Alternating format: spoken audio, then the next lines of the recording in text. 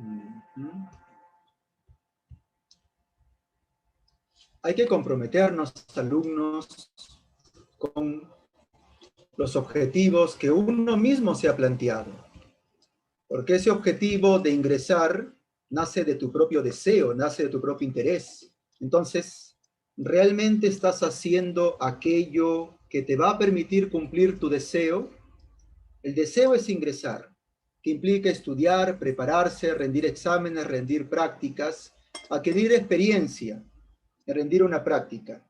Pero ¿qué estoy haciendo yo para realizar mi deseo auténtico de convertirme en universitario?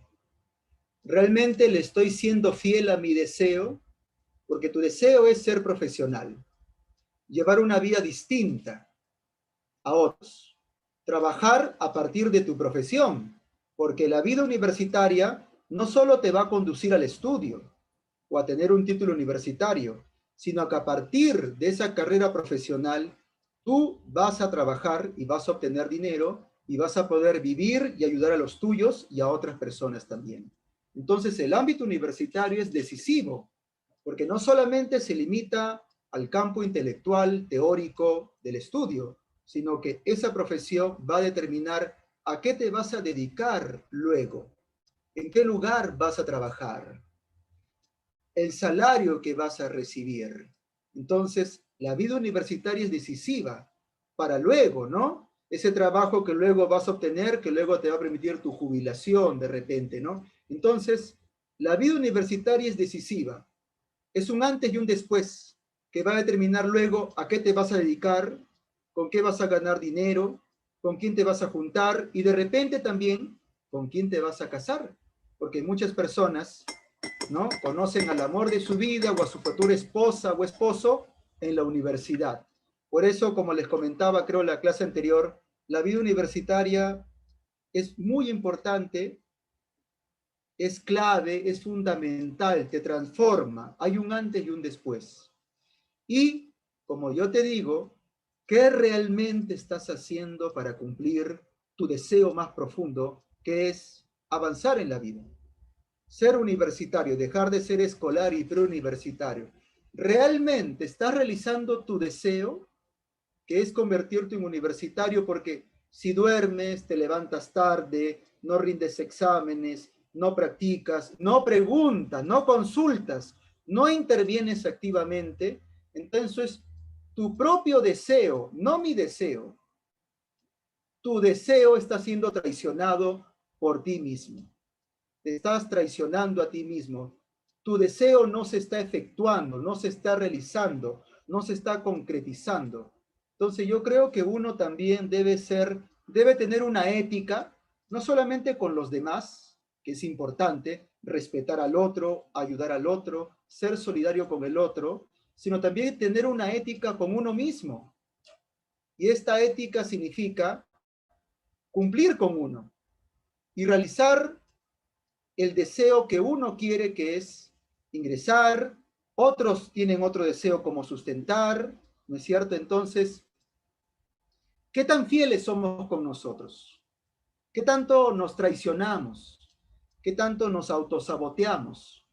¿Qué tanto realmente somos fieles a nuestro propio deseo? Entonces, yo diría que levántate temprano para que te comprometas contigo. Rinde tu examen para que te comprometas contigo. Practica, pregunta activamente para que te comprometas contigo. Equivócate en clase, no importa, porque yo creo que el error es parte de la educación, pero para no equivocarnos en la práctica o el examen. Sal de las dudas, consulta, pregunta, interviene, pide material. Ahora por internet se puede dar con mayor facilidad que antes. Y para cumplir tu deseo, tu propio deseo, que es tu objetivo. Con esta introducción entonces, con esta ética del compromiso con uno y no autosabotearnos, vamos a empezar nuestra clase el día de hoy. Ahí nos estaban saludando Estefano, Celia también. Vamos acá.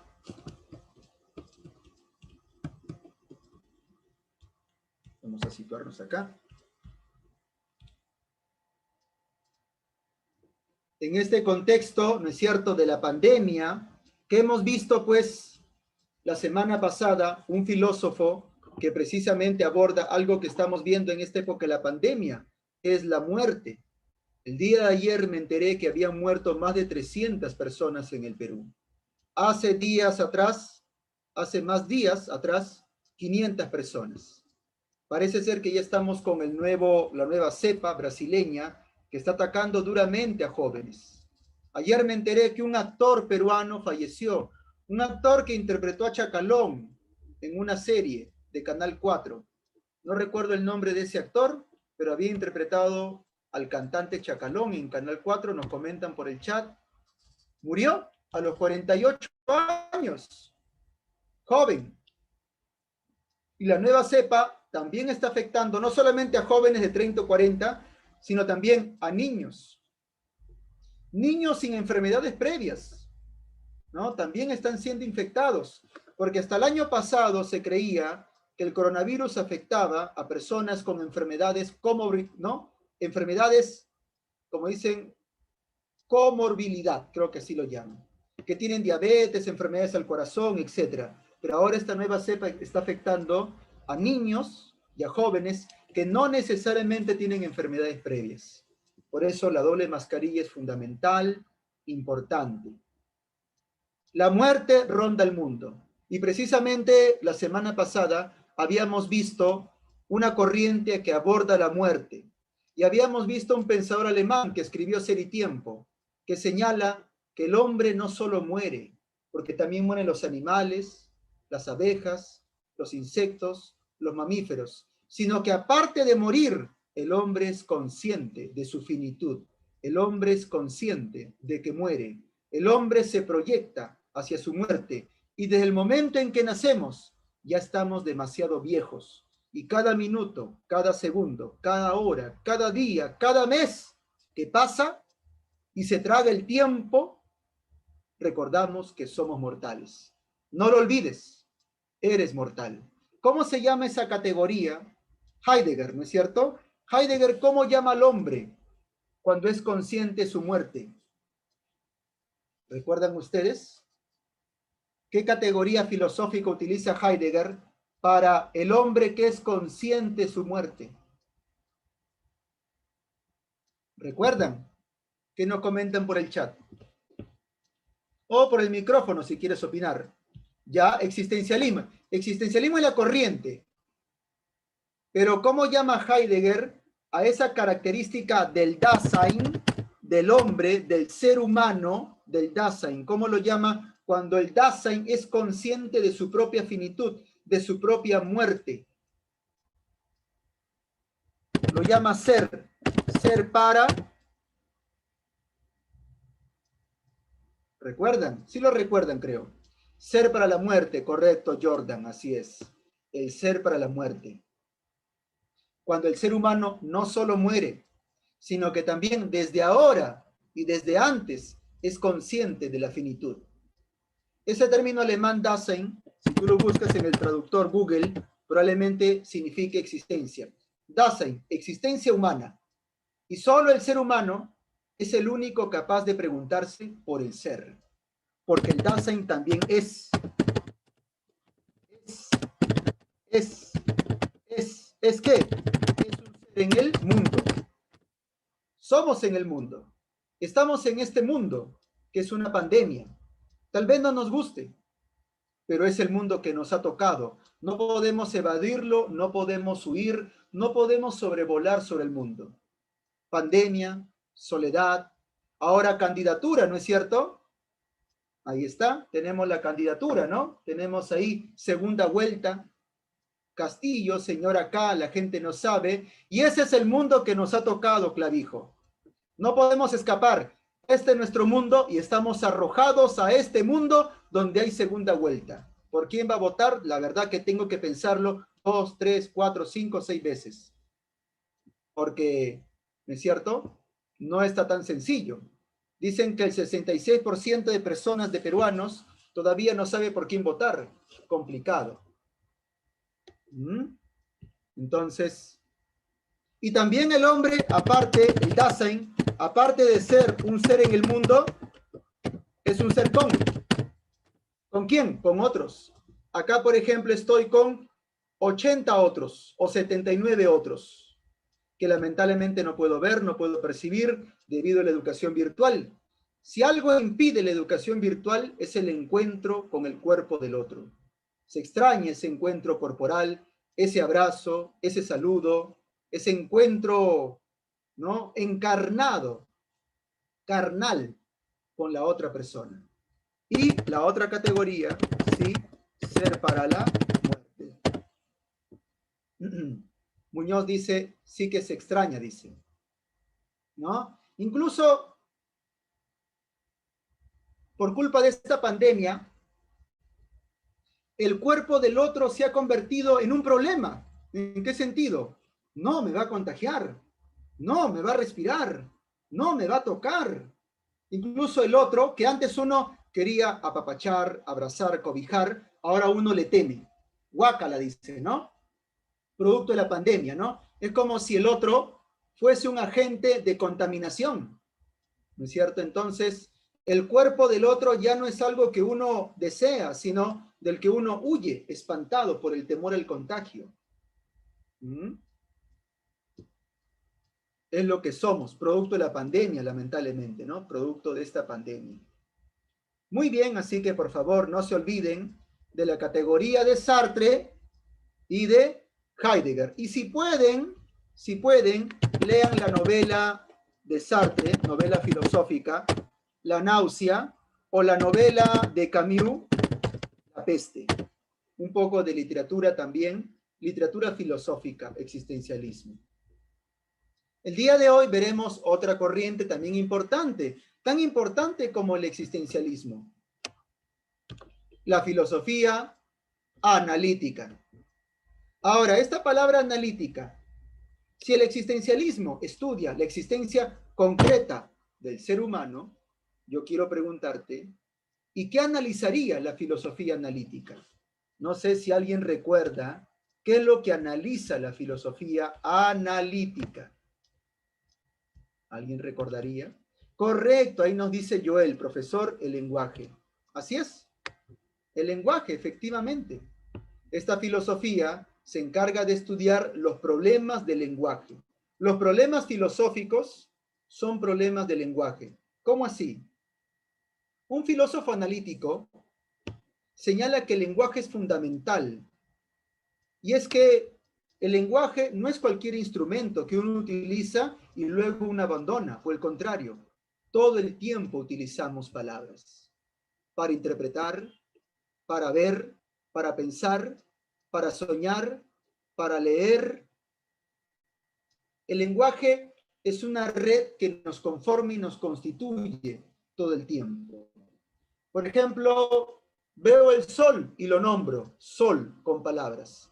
Veo la luna y lo nombro, luna. Veo el atardecer a las 6 de la tarde en Lima, tiene un atardecer hermoso y bello, color azul, color naranja, color rojo, color violeta, hermoso atardecer. Si estás mucho tiempo encerrado, por lo menos sale a las 6 de la tarde a tu puerta y mira el bello atardecer de Lima, que si no te has dado cuenta, tiene hermosos atardeceres.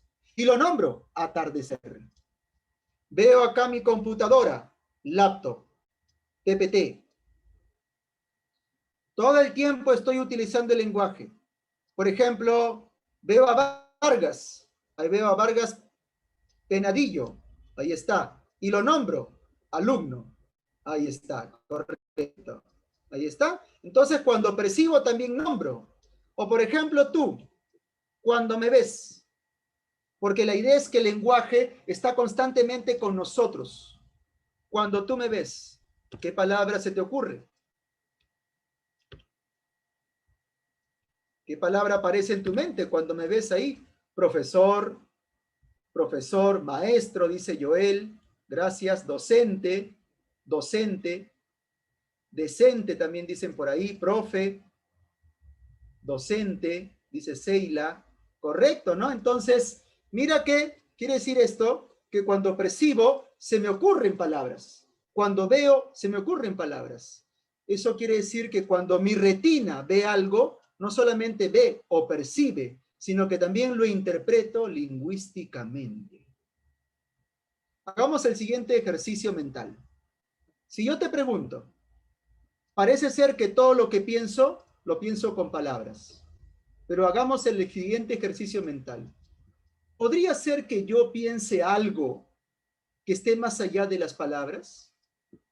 ¿Podemos pensar cosas que vayan más allá y que trasciendan el lenguaje? A ver, siguiente reto. A los 80 alumnos, por favor, díganme algo que no pueda ser nombrado de ninguna manera. Que no pueda ser nombrado de ninguna manera. Víctor López nos dice como cosas retorcidas. A ver, Víctor, ¿cómo sería esa cosa retorcida según tu perspectiva? Lo que existe en el Torturas, vacío. asesinatos, cositas así. Cosas que pueden hacer daño a la gente. Asesinatos. Pero ya lo estás nombrando, Víctor. Ya lo estás nombrando bajo el nombre asesinatos. Lo que existe en el vacío, ya lo estás nombrando. Lo que existe en el vacío. Y ya lo nombraste. No hay, dice Córdoba. No se podría, dice Trinidad. La nada, ya lo nombraste. La nada. O en inglés, nothing. O sea, decirte algo sin decirte. Ah, ahí está Claudio el problema, ¿no? Podemos pensar algo que no pueda ser nombrado, pero ¿cómo te lo...? El limbo, ya lo nombraste, Muñoz. El limbo. Lo que no conozco, ya lo nombraste. Lo desconocido, lo nombraste. Eso, lo nombraste. Aquello, lo nombraste. Lo que nunca existió, lo nombraste. Dios, lo nombraste. Yahvé, Lucifer, Belcebú, yo soy el que soy. Alá. Parece ser que el pensamiento está encerrado en las redes del lenguaje. Pensamos con palabras, percibimos con palabras, interpretamos con palabras. No podemos abandonar el lenguaje. El lenguaje es nuestra red, el lenguaje es nuestra cárcel. ¿Creías que podías pensar sin palabras? No. Parece ser que el pensamiento está estructurado esencialmente por palabras. Todo puede ser nombrado y todo lo que pensamos tiene que ser nombrado. Las emociones también, aunque se sientan, también pueden ser nombradas. Estamos atrapados en la red del lenguaje. Por eso el lenguaje es fundamental. Más aún, dicen estos filósofos, cuando vemos algo, no solamente lo vemos, lo interpretamos. Nunca vemos la realidad sin palabras. Todo lo que vemos, interpretamos, soñamos, percibimos, es por medio, a través del lenguaje. Nunca abandonamos el lenguaje. El lenguaje está todo el tiempo con nosotros. Por eso el lenguaje se convierte en un elemento fundamental para pensar y para filosofar. Profesor, ¿y los problemas filosóficos? Los problemas filosóficos también son, voy a colocarlo acá, los problemas filosóficos también son problemas lingüísticos. ¿Cómo así, profesor? Que los problemas filosóficos, ¿qué? ¿La filosofía no trataba de la realidad? No. Por ejemplo, si yo me pregunto, ¿existe Dios? Propiamente no me estoy preguntando por Dios, sino por qué yo entiendo por la palabra Dios. ¿Qué entiendes tú por Dios? ¿Qué entiendes tú por la palabra Dios? Si me pregunto por el amor, directamente no analizo el sentimiento del amor, sino ¿qué entiendo yo por el amor? Si me pregunto por el alma, es ¿qué entiendo yo por la palabra alma? Entonces los problemas, la muerte, no es directamente la muerte real de tal o cual persona, sino es ¿qué entiendo yo? ¿Qué creo yo? ¿Cómo interpreto yo la palabra muerte? Entonces los problemas filosóficos por Dios, por la muerte, por la nada, por el vacío, por la inmortalidad, es ¿qué entiendo yo por esas palabras? Por eso los problemas filosóficos terminan siendo solo análisis de palabras. Correcto. Entonces, por eso el giro lingüístico, por eso la filosofía no analiza realidades, analiza palabras. Si la filosofía se pregunta qué es la verdad, en realidad en el fondo se está preguntando qué entiende por la palabra verdad, o en inglés true. ¿Qué entiende por la palabra? analizamos palabras, nunca realidades, palabras. Si me preguntas qué es el hombre, ¿qué entiendes tú por hombre? Y a partir de eso filosofamos. Giro lingüístico. Ahora, si analizamos las palabras, si esclarecemos las palabras, hay que darnos cuenta que no toda palabra tiene sentido. Por ejemplo, la palabra Dios no tiene sentido. ¿Por qué? Dice la filosofía analítica. Porque propiamente Dios no es un objeto concreto, no es un objeto empírico, porque Dios no se puede comprobar, verificar, contrastar, experimentar. Por eso no tiene sentido. Por eso la pregunta filosófica, ¿existe o no existe Dios? No tiene sentido. Porque te estás preguntando por la existencia de algo que no se verifique en el mundo. Te estás preguntando por algo que no se puede comprobar en el mundo. Es como, por ejemplo, que yo te preguntara, ¿en qué lugar del mundo nació Romeo y Julieta? A ver, ¿en qué lugar del mundo nació Romeo y Julieta? ¿Qué dirían? ¿Tiene sentido esa pregunta?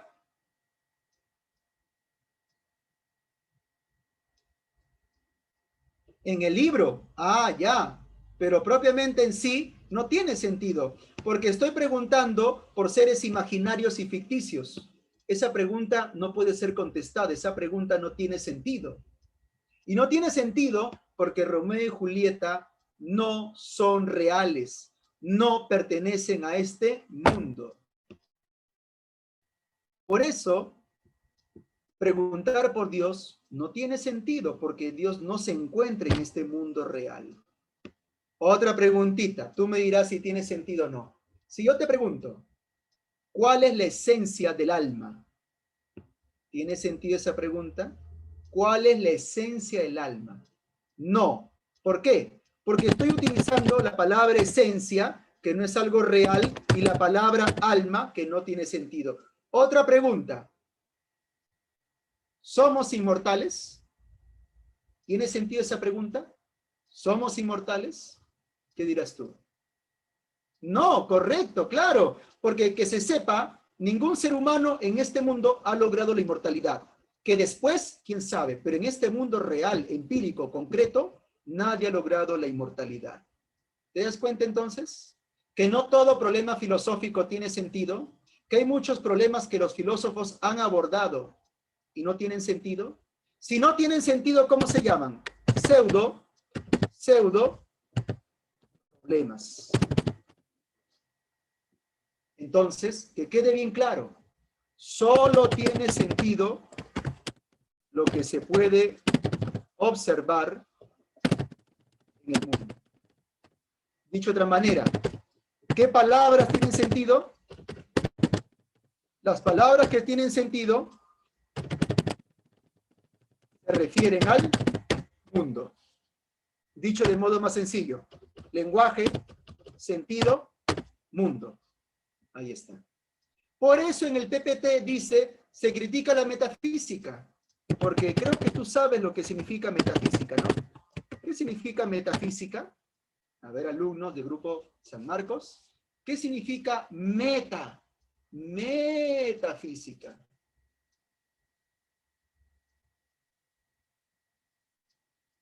También nos pueden opinar con su micrófono, micrófonos abiertos, como se dice en la radio RPP.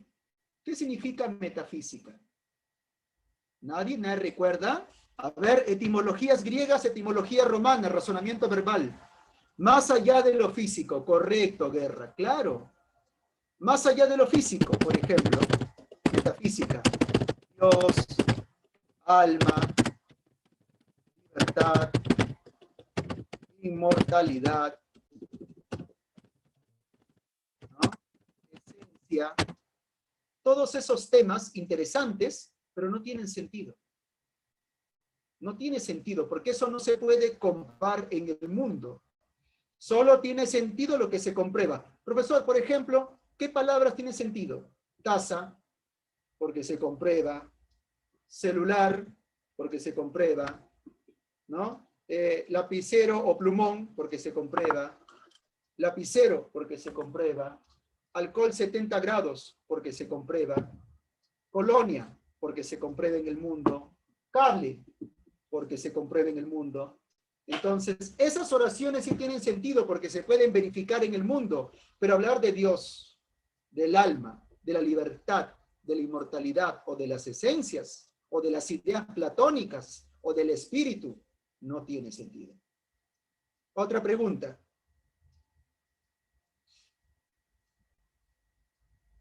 Si yo te pregunto, ¿hay relación entre el espíritu y el cuerpo? ¿Tiene sentido esa pregunta? ¿Hay relación entre el espíritu y el... No, cuerpo sí, pero espíritu ya no. ¿No es cierto? Correcto. Así es, correcto. Por eso critican la metafísica, porque la metafísica te habla de objetos o de términos que no se refieren al mundo. También podríamos, otra preguntita, alumnos. ¿La religión entonces tiene sentido?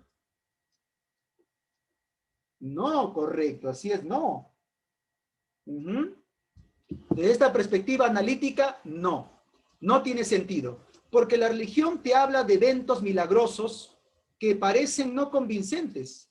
Por ejemplo, la religión te dice, por ejemplo, la Virgen María tuvo un hijo sin sexo, sin relaciones sexuales. Eso no parece muy creíble, ¿no? Aunque para un católico por su fe sí tiene sentido, pero propiamente, no es cierto, por obra y gracia, pero eso propiamente parece no tener sentido. Y más aún, dice que la Virgen María continúa siendo virgen, aún después de haber dado a luz a Jesús. ¿Es posible que una mujer sea virgen aún después de haber dado a luz? Según la Iglesia Católica, sí. ¿Tiene sentido eso?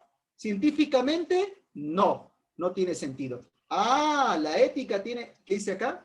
Robotín, dice, lo que podría ser, y le hizo la, lo que podría ser una infidelidad. No, para un católico la Virgen María no fue infiel, ¿no? Le hizo la técnica de Robotín.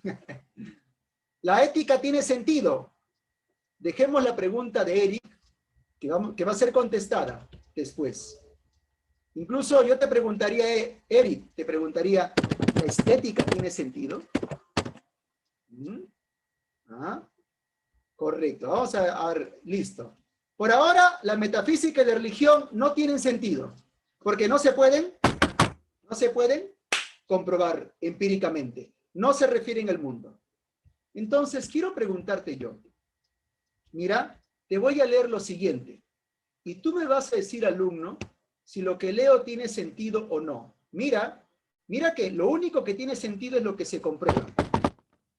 A ver, voy a empezar a leer. A ver, voy a leer un ratito. Acá está. Ya, voy a leer, a ver. Dice, es un poema de García Lorca. Y que yo, se llama La casada infiel, que seguramente la has escuchado. Y que yo me la llevé al río, creyendo que era mozuela, pero tenía marido. Fue la noche de Santiago y casi por compromiso se apagaron los faroles y se encendieron los grillos. En las últimas esquinas toqué sus pechos dormidos y se me abrieron de pronto como ramos de jacintos. El almidón de su enagua me sonaba en el oído como una pieza de seda rasgada por 10 cuchillos. Sin luz de plata en sus copas los árboles han crecido y un horizonte de perros ladra muy lejos del río. Pasadas las zarzamoras, los juncos y los espinos, bajo su mata de pelo hizo un sollo sobre el limo. Yo me quité la corbata, ella se quitó el vestido. Yo él un tirón con revólver, ella sus 4 corpiños. Ni dardos ni caracolas tienen el cutis tan fino, ni los cristales con luna relumbran con tanto brillo. Sus muslos se me escapaban como peces sorprendidos, la mitad llenos de lumbre, la mitad llenos de frío. Aquella noche corrí el mejor de los caminos, montado en potra en nácar, sin brida y sin estribos. No quiero decir por hombre las cosas que ella me dijo. La luz del entendimiento me hace ser muy cometido. Sucia de besos y arena, yo me la llevé al río. Con el aire se batían las espaldas de los lirios. ¿Tiene sentido ese poema? ¿Qué dirías tú? A ver, ¿qué nos comentan por el chat? ¿Tiene sentido?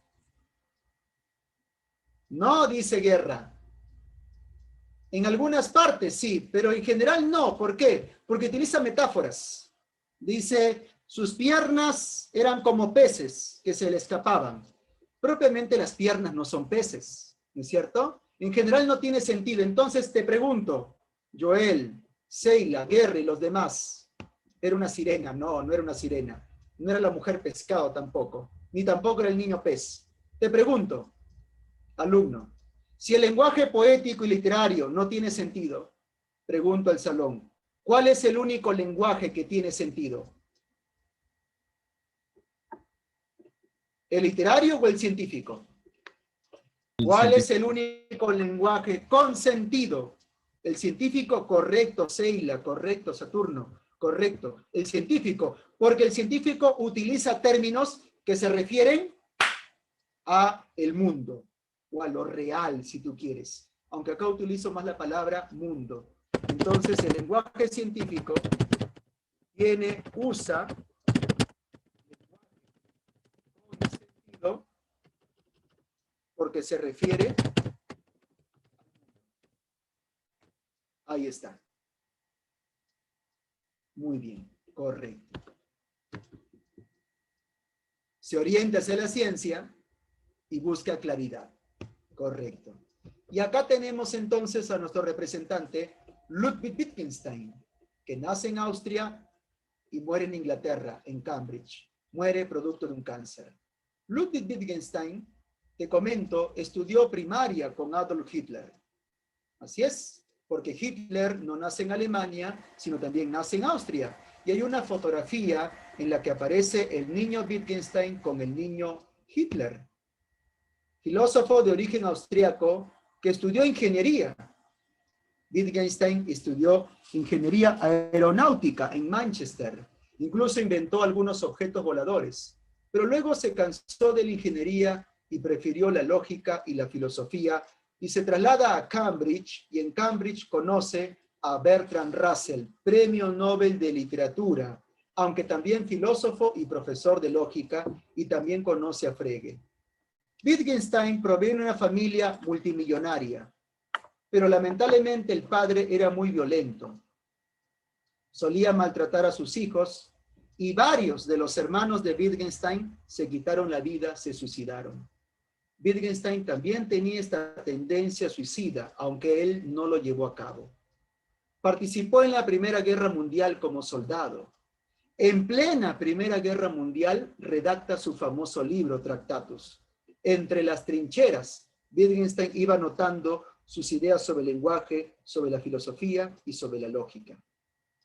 También participa en la Segunda Guerra Mundial como enfermero. Sus hermanos le encargan la construcción o el diseño arquitectónico de una casa.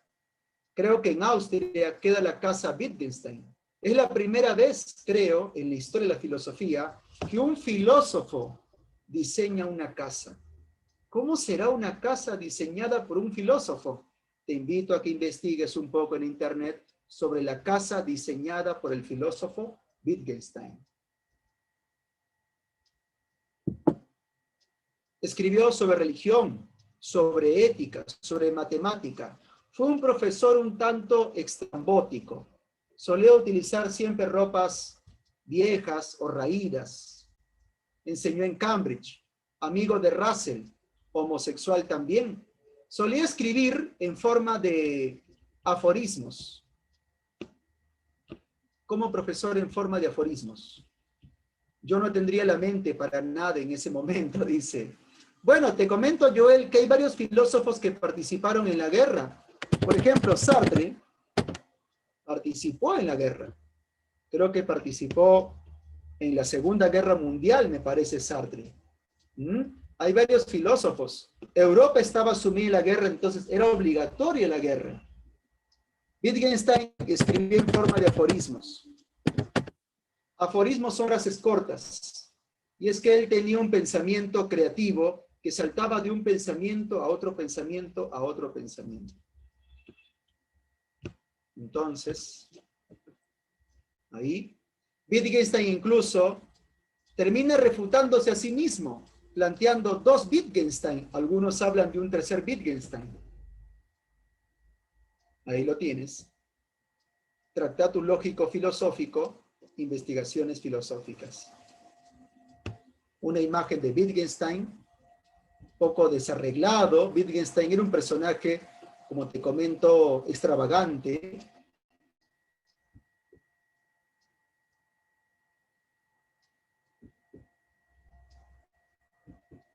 Ahí está, Wittgenstein.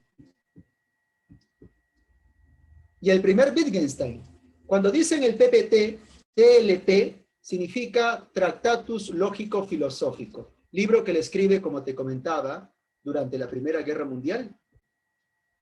Ahí está, el joven Wittgenstein. ¿Y qué propone este primer Wittgenstein? Propone la famosa teoría denominada isomórfica. Se nota que no le gustaba dormir. Bueno, era un personaje, la verdad, sí, con bastantes problemas psicológicos, diría. No estaba loco, pero sí tenía problemas psicológicos. Por ejemplo, se comenta que Wittgenstein en sus cartas comentaba mucho la culpa que sentía. También se comenta que tenía tendencias suicidas, aunque nunca lo llevó a cabo, ¿no? Que sus hermanos se habían suicidado, que era un tanto depresivo y solitario, que a veces cuando no quería dictar clases en el salón, decía a sus alumnos, vengan a mi casa, a mi cuarto, que yo desde mi cuarto les voy a dictar la clase. No quería levantarse de cama, ¿no? Y quizás de repente tampoco dormía. Habría que investigar un poco su biografía, si acaso padecía de insomnio. Y este primer Wittgenstein, ¿no es cierto? Las vocales es correcto, ¿no? Y propone Wittgenstein, propone el isomorfismo. A ver, ¿qué significa iso? Alumnos, ¿qué significa iso? Muy bien. Y morfé significa morfé. Forma. Entonces la teoría isomórfica que tú ves en rojo, ¿qué significa? Igual forma. ¿Quiénes tienen igual forma? El lenguaje, el lenguaje y el mundo comparten forma o estructura. ¿Cómo es eso? ¿Cómo que el lenguaje y el mundo comparten igual estructura? Vamos a ver acá. Creo que este nos va a permitir. Ahí está. Creo que ahí se ve. Por ejemplo, mira, si yo digo taza, palabra se corresponde con la taza. Mira mi taza. Palabra taza, taza. Si yo digo plumón, se corresponde con el objeto plumón. Ahora si digo, la taza es blanca, se corresponde, la taza es blanca. Ahora digo, la taza es blanca y el lapicero es azul. Ahí está. Eso quiere decir que las palabras se corresponden con el mundo. Por ejemplo, acá en el PPT, mi cursor. Nombre, objeto. Proposición simple, hecho simple. Proposición compleja, hecho complejo. Cuando dice hecho complejo, son dos o más cosas. Entonces, el lenguaje tiene sentido cuando se puede comprobar en el mundo. ¿Y qué comparten ambos? Comparten la misma estructura lógica. Ahora recordemos a tu profesor de lenguaje o profesora de lenguaje. Recuérdalos. Cuando tu profesor de lenguaje te estudia, te analice el lenguaje, cuando analice el lenguaje, lo analiza por partes. Por partes. ¿Cómo que por partes? Tu profesor de lenguaje agarra una palabra y lo divide. Sufijo, prefijo, infijo, lexema, raíz, etimología. Mira cómo está dividiendo el lenguaje en partes. Va del lenguaje molecular o completo al atómico, a las partes. De igual manera lo hace un físico. El físico toma el todo, la molécula, y lo divide en partes atómicas, subatómicas, neutrones, protones, quarks, neutrinos. Entonces, el lenguaje tiene un todo y tiene partes, como tu profesor de lenguaje lo analiza. El físico, la realidad física, también tiene un todo y también tiene partes. Del todo a la parte. Esa es la estructura lógica. La estructura lógica es del todo a la parte. Correcto. Muy bien, entonces, esa es un poco la teoría del lenguaje lógico y la realidad, para que se entienda de modo más sencillo. El lenguaje tiene sentido cuando se refiere al mundo, teoría isomórfica. Ahora quiero preguntarte a ver si me has entendido. ¿Dios es una palabra isomórfica? ¿Qué dirías tú? No, porque no se refiere al mundo. Recuerda, Lolaya, Dayana, Seila, Jaime Guerra, solo tiene sentido una palabra que se refiere al mundo. Sentido se refiere al mundo, para que te acuerdes. Sentido y referencia al mundo, al mundo. Sentido y mundo. No olvides. Correcto. Muy bien. Entonces, ahora les pregunto. ¿Ves una fórmula? Quiero preguntarte. Alumno de Grupo San Marcos. Quiero preguntarte. ¿Esa fórmula de Albert Einstein tiene sentido? ¿Tiene sentido la fórmula de Albert Einstein? Sí, dice Víctor López. Sí, dice Jaime. No, dice Eric. Sí, dice Seila. Dime, Muñoz, ¿acaso esa fórmula no se refiere a algo real del universo? ¿Acaso esa fórmula no se refiere al universo? ¿O solamente es una fórmula nada más, que está escrita en la pizarra? ¿No describe el universo real? Claro, esa fórmula también es isomórfica. A ver, dime, ¿qué significa la E? ¿Qué significa M? ¿Qué significa C? De repente lo sabes.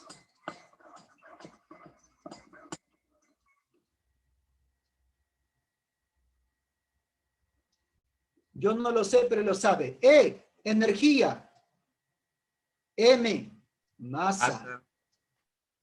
C, aceleración. ¿Te das cuenta que esto no solamente son palabras que tienen sentido isomórfico porque se refieren a la energía, porque se refieren a la masa, porque se refieren a la aceleración? Entonces, no solo son palabras que tienen sentido porque nombran algo del mundo, porque nombran algo real.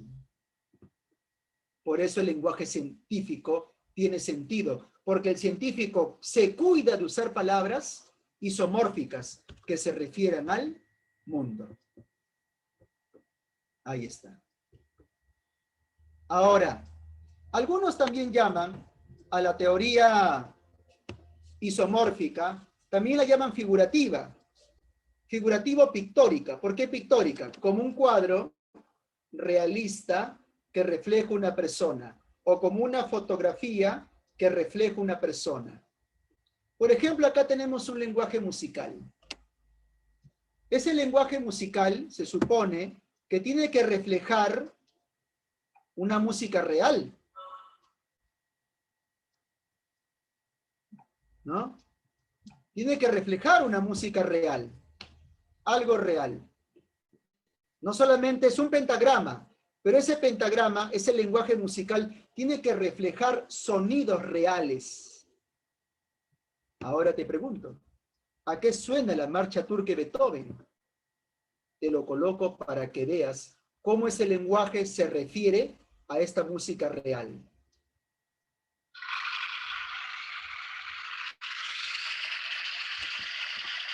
¿Ves ahí?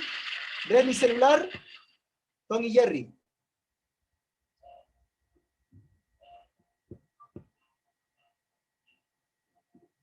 Ahí está mi pantalla.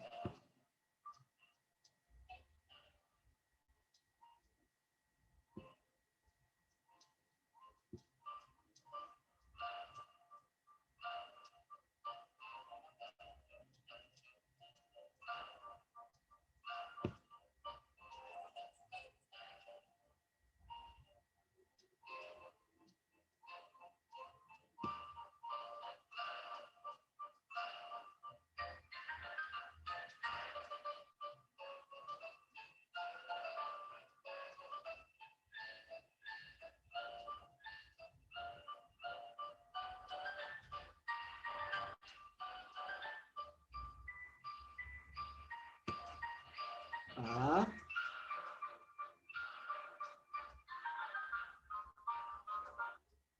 Listo. Entonces, la marcha turca. A ver. La del Chavo, ¿suena como la canción del Chavo o me parece? Dice Guerra. No te parece, es la canción del Chavo. Lo que hizo Roberto Gómez Bolaños es tomar la marcha turca de Beethoven y convertirla en la intro del Chavo el Ocho, que lamentablemente ya no podemos ver porque no hay un convenio entre Televisa y los dueños, ¿no? Los herederos de Roberto Gómez Bolaños. Claro, así es. Roberto Gómez Bolaños es un humorista que toma varios temas de la cultura clásica. Y tú de repente, sin querer queriendo, utilizando la terminología del Chavo el Ocho, has estado escuchando música clásica tanto tiempo, viendo el Chavo el Ocho, sin saber que era música clásica.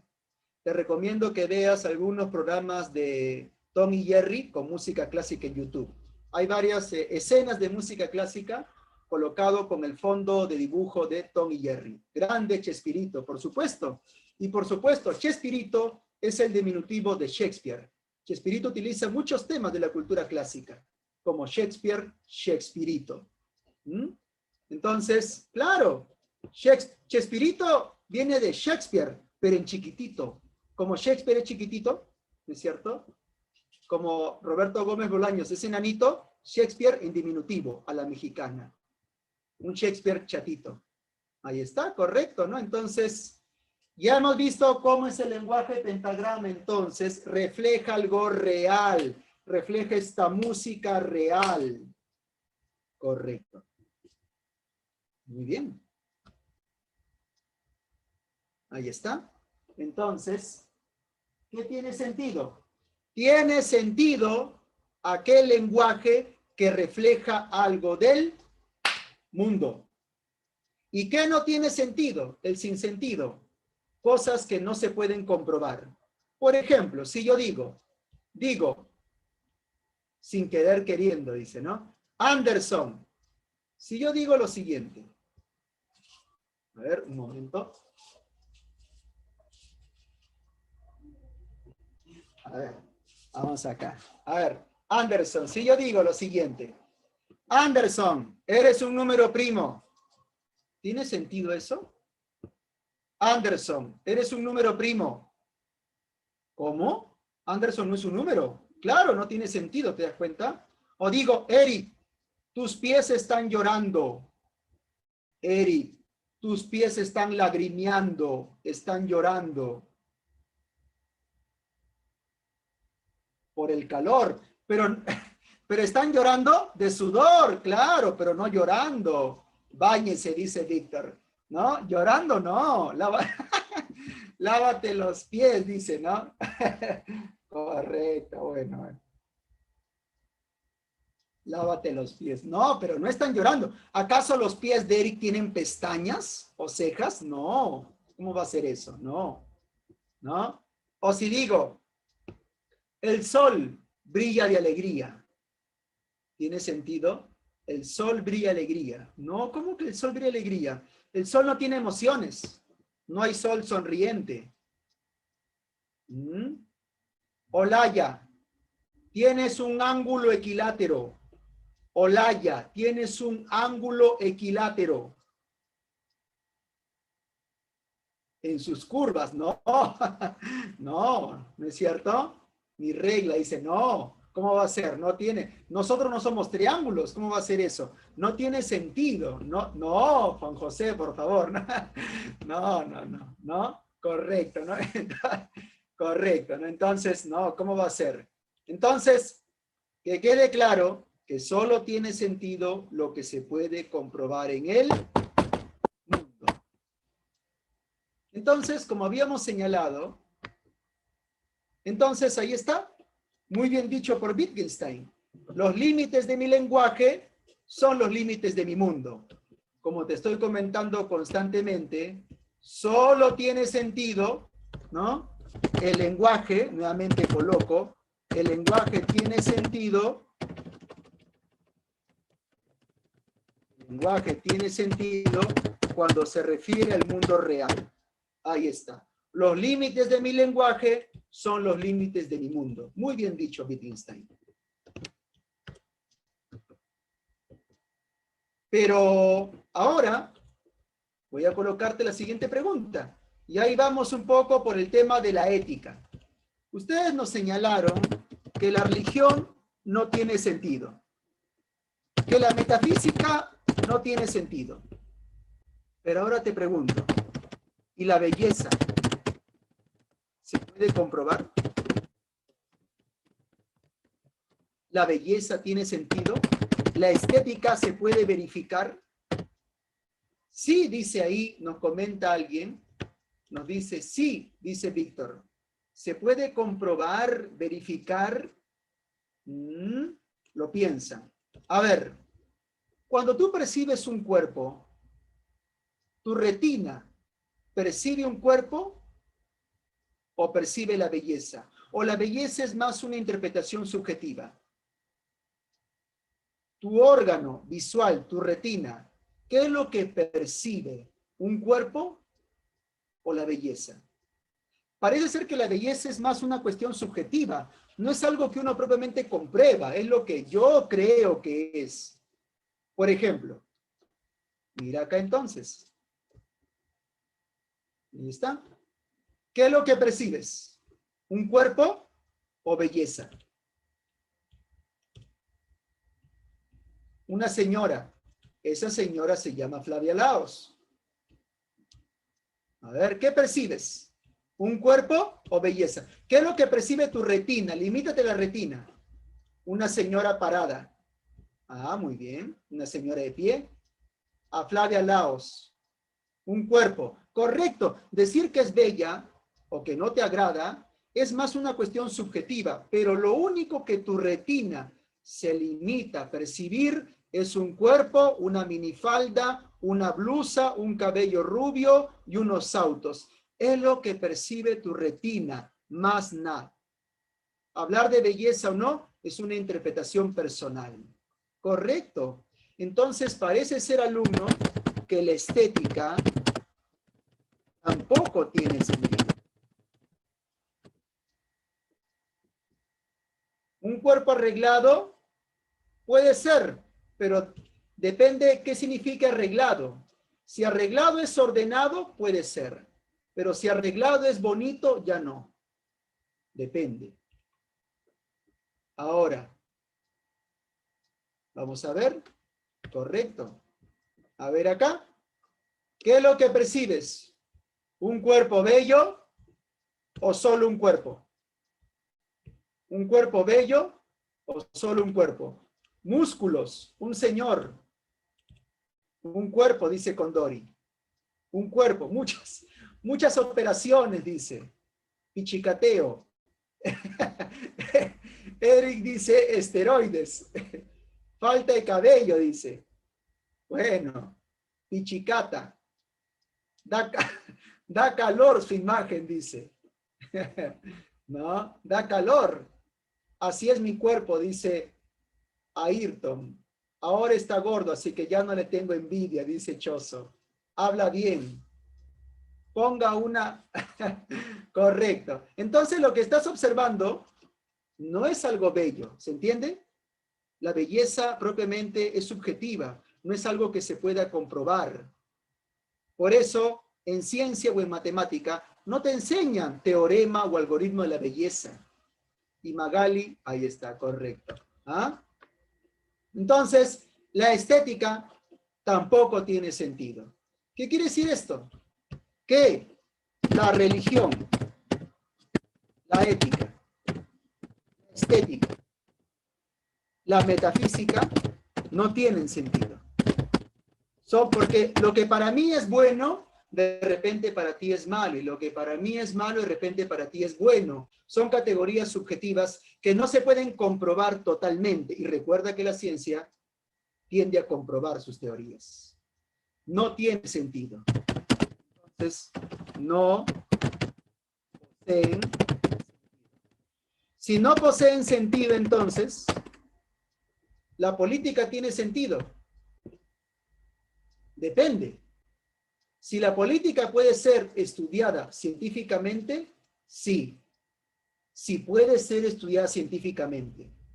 Los sentimientos tienen sentido, si acaso pueden ser estudiados científicamente.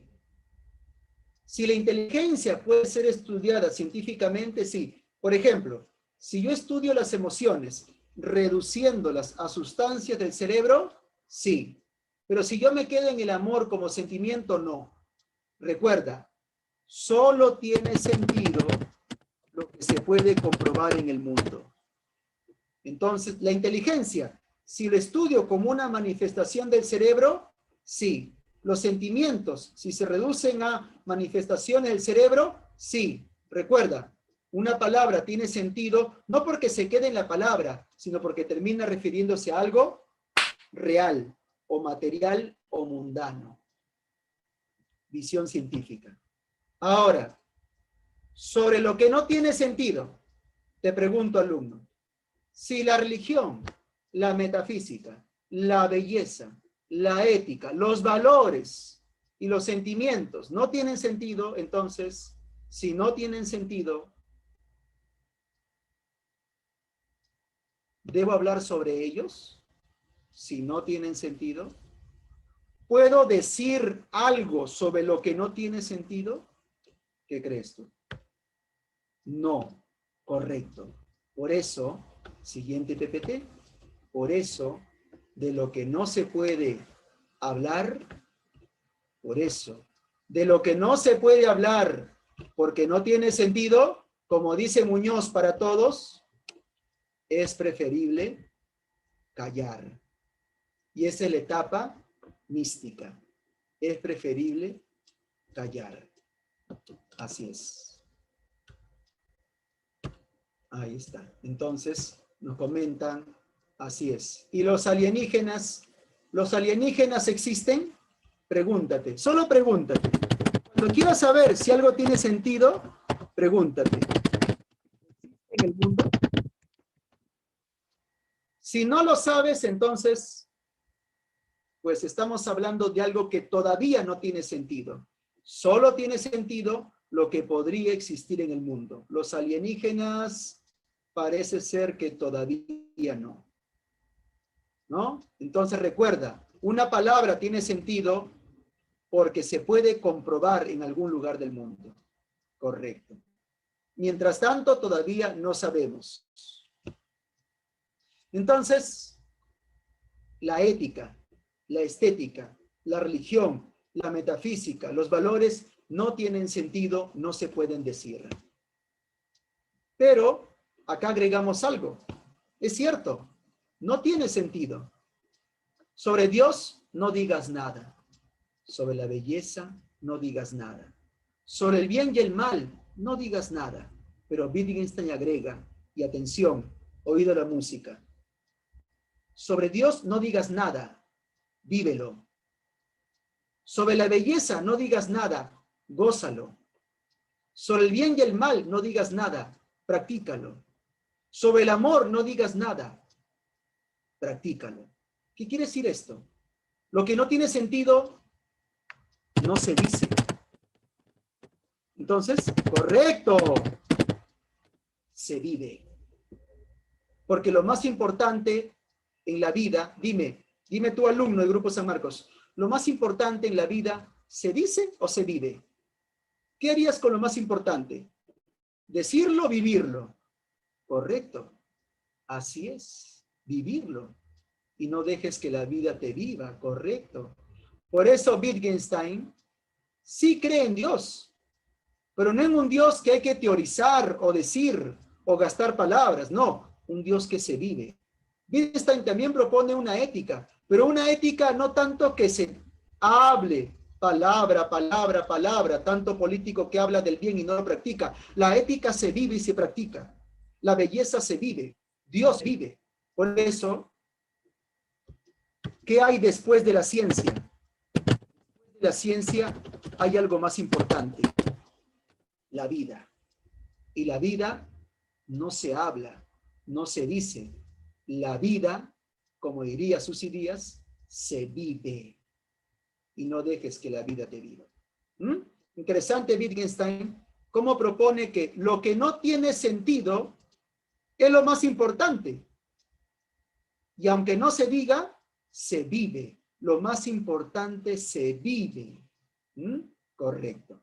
Muy bien, entonces, que quede esta idea, por favor, anclada en tu mente, que este primer Wittgenstein valora el lenguaje científico. No olvidéis, este primer Wittgenstein valora el lenguaje científico. Valora el lenguaje científico. No olvides. Pero te pregunto, ¿solo es válido el lenguaje científico? Ahí nos colocan algo de Acuña.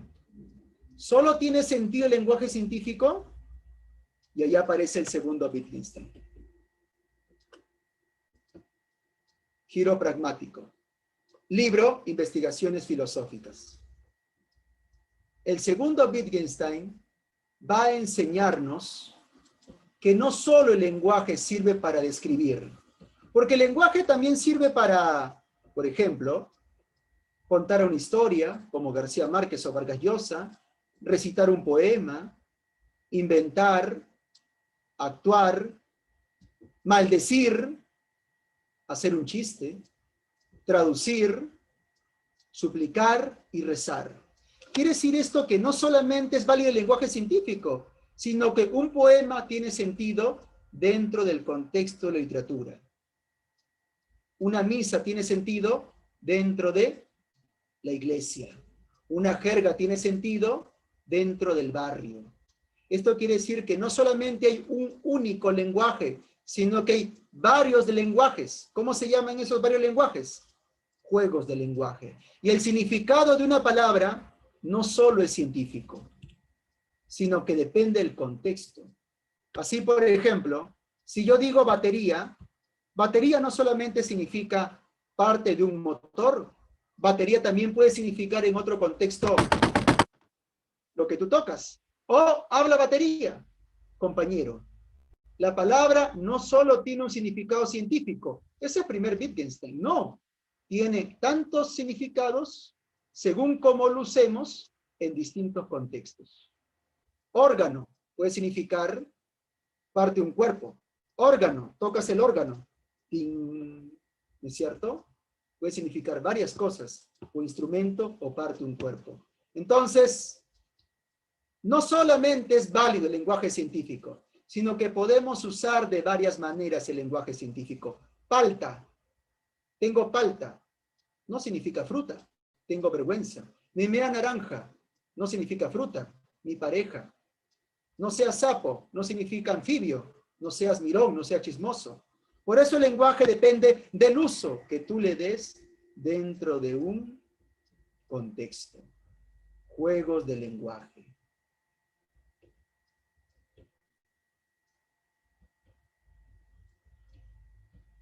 Ahí está. Calato. No solamente calato significa sin ropa o desnudo, también puede significar recién nacido. Pata. No solamente significa pierna, también puede significar compañero. Piña. Mal día. ¿No? Te vas de fresa. No es que te vas a comprar fruta, ¿no? Te vas de frente. Salado no significa que estés lleno o bañado en sal, significa una persona, ¿no es cierto? Una persona que tuvo mala suerte. Entonces, asado.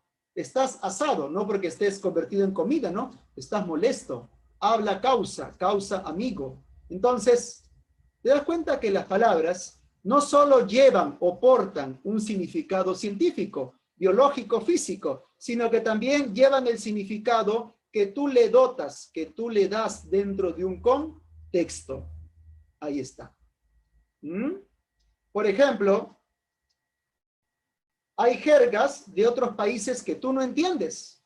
Hay jergas de otros juegos de lenguaje que tú no comprendes.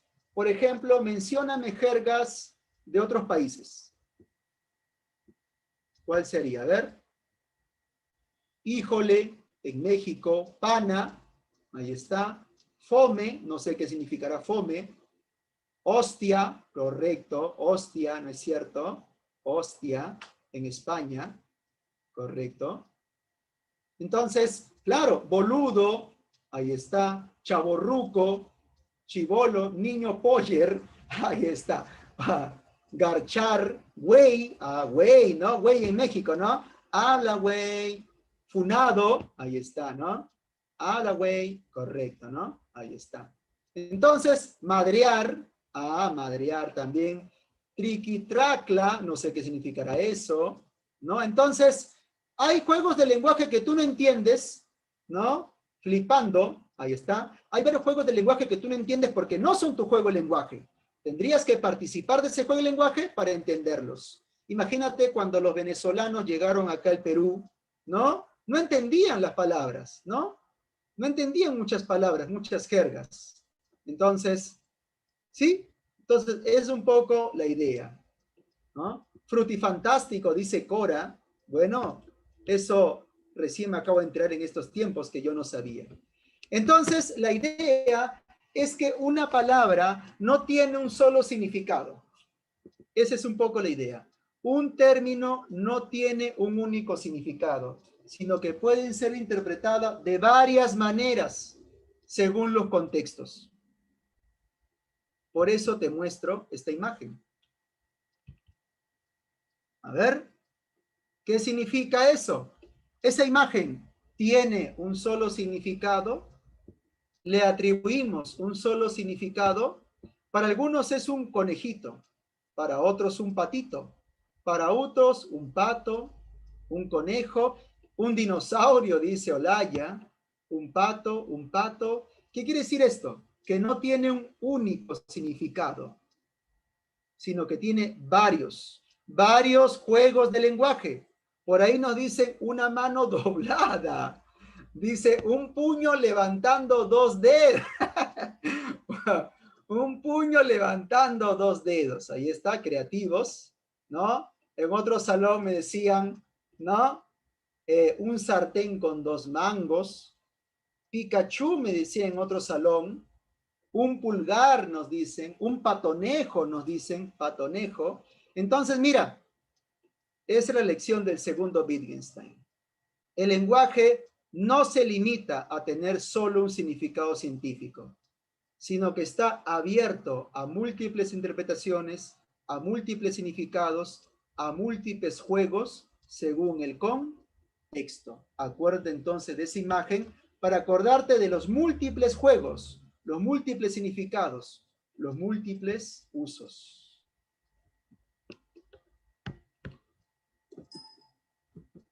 Ahí está. Y este es un material, ¿no es cierto? Libro que antes se vendía en los puestos de periódico, que de repente lo puedes encontrar en PDF, para que sigas nutriendo, e investigando y rellenando un poquito más de ideas, lo que tú ya sabes de Wittgenstein, con más información. Ahora pasemos a contestar nuestro material. Vamos a revisar el material, las preguntas, por favor.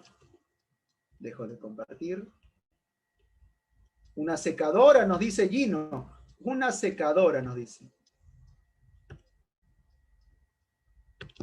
Dejamos unos minutos mientras va revisando las preguntas. A ver. Vamos revisando, por favor. Y luego comentamos entre todos. Vamos revisando. y luego comentamos entre todos. Vamos revisando, son 15 preguntas.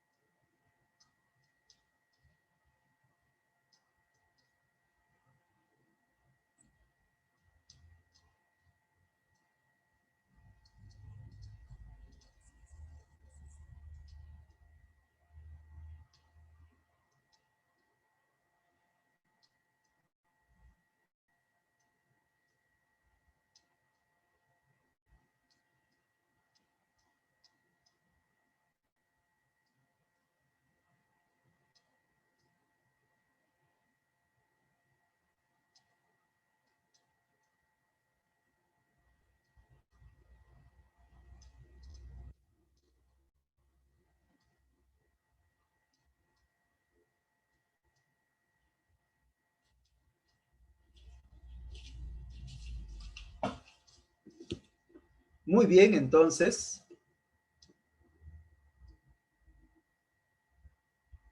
Vamos a ver con la número 1. La única forma correcta de hacer filosofía, vamos acá, es la de mostrar los límites del discurso con sentido. Mostrar los límites de lo que puede ser dicho, de lo que puede ser correcto. Muy bien, demonio. Los límites de mi lenguaje son los límites de mi mundo. Demonio. Muy bien. Respecto al segundo periodo de la filosofía analítica de Wittgenstein, segundo Wittgenstein, juegos de lenguaje, indique la secuencia correcta. Segundo Wittgenstein. ¿Todo lenguaje tiene sentido? Sí, todo lenguaje tiene sentido según el segundo Wittgenstein. Según el uso, también. Proposiciones no, porque proposiciones tienen que ver con la lógica. Ese es el primer Wittgenstein. No. También. Ahí está. Entonces, la alternativa es también demonio. Alternativa demonio. Indique la secuencia correcta respecto a la filosofía analítica de Wittgenstein. Respecto a Wittgenstein. ¿Propone juegos de lenguaje? Correcto, sí propone juegos de lenguaje. ¿Le interesa el uso de las palabras y no su significado? Puede ser, puede ser. Ahí nos dan ya una clave. Vamos a ver, vamos a comprobar en cámara lenta. A ver, acá.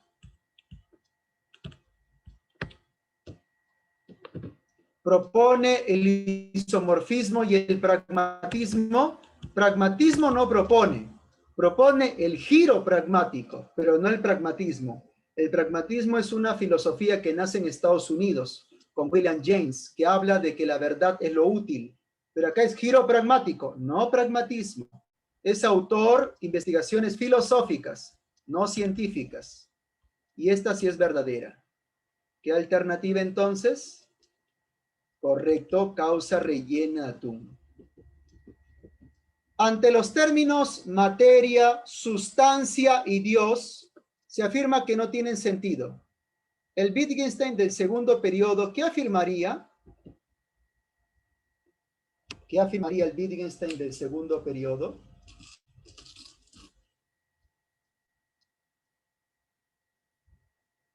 Ajá, correcto, ahí está. Nos comentan ahí. Ahí está, correcto. Claro, 4 Broster, que tienen sentido según el contexto donde se usen. Correcto. Para Wittgenstein, la racionalidad que puede haber en el lenguaje conlleva 1000 juegos y contextos distintos, con reglas diferentes para cada uno.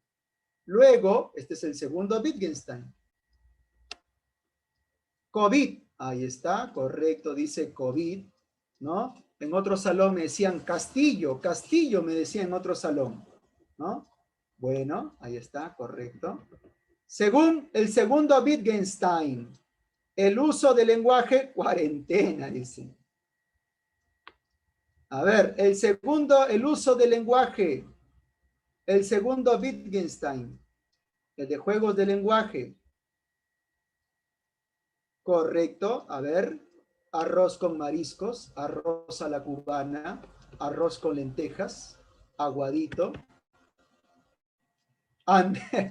Juan José dice, antifujimorismo, dice, disolver, disolver. Ahí está, aguadito. Wittgenstein determina de qué podemos hablar con sentido y de qué no podemos hablar, ¿no? Ahí nos dice Guerra, otro antiterrorista, dice, podemos hablar, o sea, decir verdades o falsedades, siempre y cuando utilicemos el lenguaje para figurar estado de cosas o hechos posibles del mundo. Y no te olvides la palabra sentido. Solo es posible hablar con sentido de la realidad del mundo. Este es el punto en el que el Tractatus es interpretado como abogado del empirismo o como una apología de la ciencia. Ciencia es capaz de decir algo con sentido. De lo que no se puede hablar, hay que callar. Entonces, 7. Del texto, ¿qué se puede deducir? Correcto, muy bien. Broster, Broster, Broster. Ahí está. Brian dice, ¿no? Broster. Ahí está, correcto. Broster con harta mayonesa jugosa. 8. Wittgenstein defiende la ciencia, ¿por qué? Correcto, carapulcra de cerdo. Carapulcra de cerdo. Carapulcra de cerdo. Porque dice algo con sentido. Acuerde esas palabras. La propuesta filosófica del segundo Wittgenstein nos conduce a preguntarnos si cuando hablamos chavismo, en verdad decimos algo. Y si decimos algo en verdad, ¿qué decimos? ¿Y desde dónde? Contexto. ¿Desde dónde lo decimos o hacemos? Luego, se habla siempre desde correcto. Broster con harto pellejo. Broster con pellejo frito. Broster con pellejo frito. Ahí está. De lo que no se puede hablar, es mejor callarse. Esta frase es el último aforismo del Tractatus Logico Philosophicus del filósofo austriaco Wittgenstein. Con ello, ¿qué trata de decirnos Wittgenstein? Con el de lo que no se puede hablar, es preferible callar. Correcto, Laia, correcto. Distinguir qué cosa se puede decir con sentido y qué cosa no. Correcto. Caracoles, carapulcra, caldo, caldo, caldo. Ahora que hace un poco más de frío, un caldito no está nada más. Congreso, congreso, congreso. Ahí está.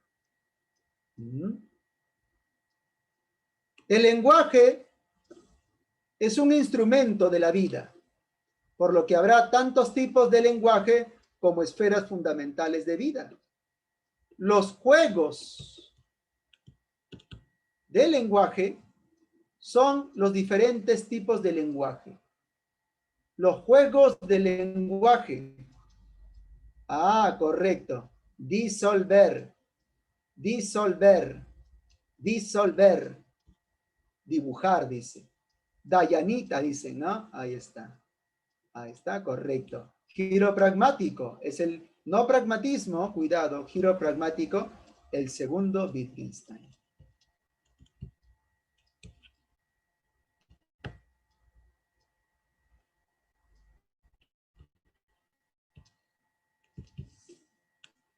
Con Tractatus se pretendía haber puesto fin a la filosofía y a su error de base. Y acá te invito a que recuerdes el primer tema de filosofía, primera clase de filosofía, definiciones de filosofía. Y yo recuerdo que en esa primera clase de filosofía introducción a la filosofía, se te enseña definiciones de filosofía. Y una definición que se te enseña, aparte de la de Aristóteles o Descartes, es la de Wittgenstein. ¿Te acordarás? A partir de entonces pensó la filosofía debería dedicarse ahora sí, ¿no? Ahora cambiaste, ya no es disolver, ahora es broster, ahora es, ¿no es cierto? Viste a lo pobre. 12, brasa, broster. Esclarecer, ¿te acuerdas de tu primera clase de definición de filosofía? La filosofía es una actividad que clarifica. Beto Ortiz, dicen, Beto Ortiz. Ahí está. B de Willax, dicen otros, ¿no? Aunque ese es W. Correcto. ¿Te acordaste de tu primera clase? Actividad clarificadora o esclarecedora del lenguaje. En relación con el segundo periodo, segundo Wittgenstein, una proposición es incomprensible porque incomprensible según el segundo, ojo, según el segundo Wittgenstein.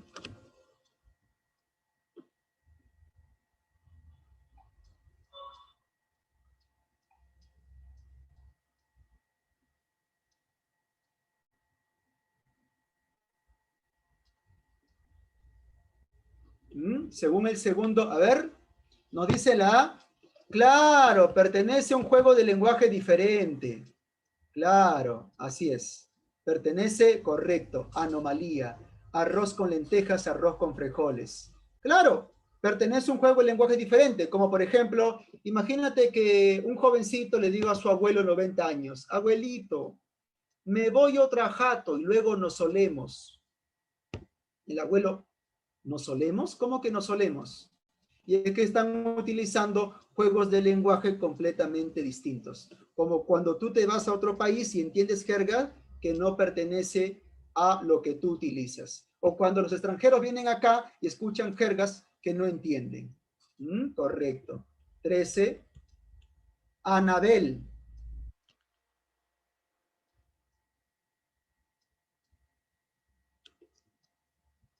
Los llamados problemas filosóficos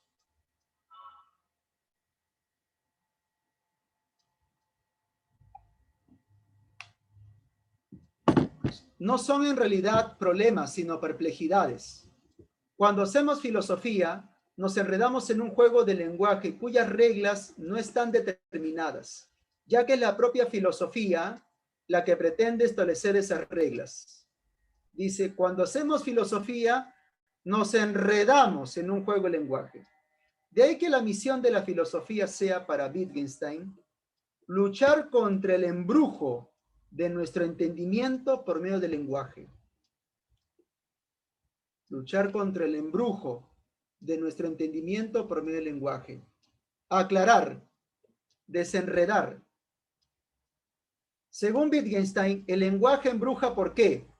Y está en el texto, está tal cual en el texto, porque nos enredamos con juegos de lenguaje. Correcto. Dictadura, dicen. Dictadura, disolver.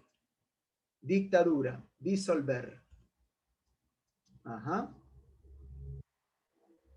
Muy bien, demonio, alternativa demonio. Según el texto, perplejidad, ¿qué significa? Vamos ahí. Los problemas, llamados problemas filosóficos, no son en realidad problemas, sino perplejidades. Perplejidades, enredos. Porque habla de enredo, no enredo. Correcto, candidato. César, César Acuña, carroñero. Sí, claro, dicen, ¿no? Yo prefiero comidita, comidita. Causa rellena, caldo de gallina, ceviche, cancha, cancha, cancha, cancha. Ahí está. Correcto. Carapulcre de cerdo, carapulcre de chancho. Augusto Conte. Correcto, entonces. Cuy. Ahí está, cuy con papas. Muy bien, entonces. Cuy chactado. Camote. Ahí está, bastante, ¿no? Correcto. Entonces, listo, entonces. Por favor, te invito a que practiques con textos filosóficos. Ya sabes que San Marcos, ¿no es cierto?, nos va a preguntar, pregunta de eco, y tenemos que evaluar, comprender, ¿no es cierto?, textos filosóficos, muy importante. Hay que practicar con textos. Ahora, faltando un minuto, practicando por favor con textos, te comparto lo siguiente. Creo que ya te compartí, no lo sé, creo que a este salón ya le compartí videos. Igual, si no te compartí, igual te comparto, creo que no hace daño volver a compartir. Y de Heidegger, acá también te comparto material.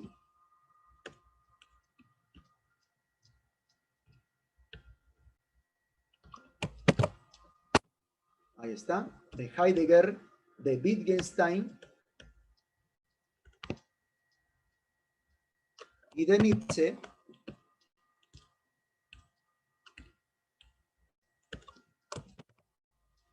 Listo.